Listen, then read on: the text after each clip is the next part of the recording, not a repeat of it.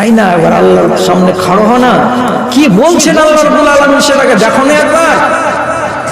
আর এর থেকে আর মিঠা হাদিস কি হয় রে দাদারা, আমলা বাড়ির লোক, যেটা বলছি সেটা শুনেন, আর পকেটে করে নয় মগজে করে বাড়ি নিয়ে যান।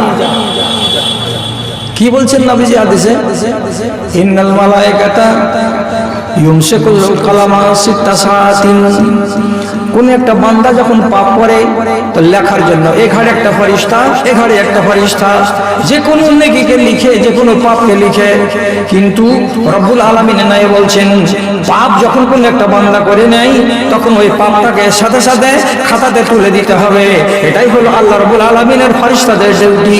কিন্তু নবীজি বলছেন ইউমসিকুল কালামা সিত্তা সাআতিন, আল্লাহর ফেরেশতারা 6 ঘন্টা ধরে কলমটাকে শুধু খুলে লিখে রেখে দিয়েছে, লিখতে যায় না, লিখতে যায় না, লিখতে যায় না। কি পাপ করেছো? কটার সময় করেছো? হিসাব লাগাও। বেলা 10টার সময় তুমি পাপ করেছো। কি পাপ? একটা মেয়ে ছেলের সাথে তুমি রাস্তাতে দাঁড়িয়ে দাঁড়িয়ে তার ঘাড়ে হাত দিয়ে অন্যায় আচরণ করেছো, এটা বড় পাপ। এই পাপটা করা কটার সময়? তো বেলা 10টার সময়। উচিত ছিল আল্লাহর ফেরেশতা সাথে সাথে লিখে দিবে, কিন্তু রব্বুল আলামিন নাই কি বলছেন?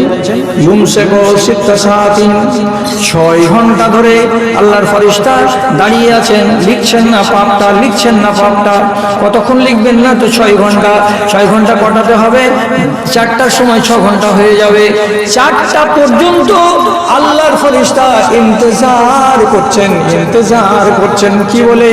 ফাইন ইস্তাগফারাল আবদু, যদি বান্দাটা মনে চলে আসে আল্লাহরে আমি বেলা 10টার সময় পাপ করলাম, আমি একটা যদি জিকির করে দিই আর আল্লাহর কাছে মাপ চেয়ে দিই, তো ইস্তেগফার যদি তার মুখ দিয়ে বেরিয়ে যায় ওই নিয়তে, যে নিয়তটা আমি বেলা 10টার সময় পাপটা করেছিলাম সে পাপের নিয়তে, তো যদি মুখ দিয়ে 6 ঘন্টার আগে আগে অর্থাৎ 5 ঘন্টা 59 মিনিটেও যদি তার মুখ দিয়ে আস্তাগফিরুল্লাহ বেরিয়ে যায়, রব্বুল আলামিন বলছেন আলকাহু, খাতা থেকে ধরে টেনে মেঝেতে ফেলে দেওয়া হয়, গুনাহটাকে আর লেখা হয় না।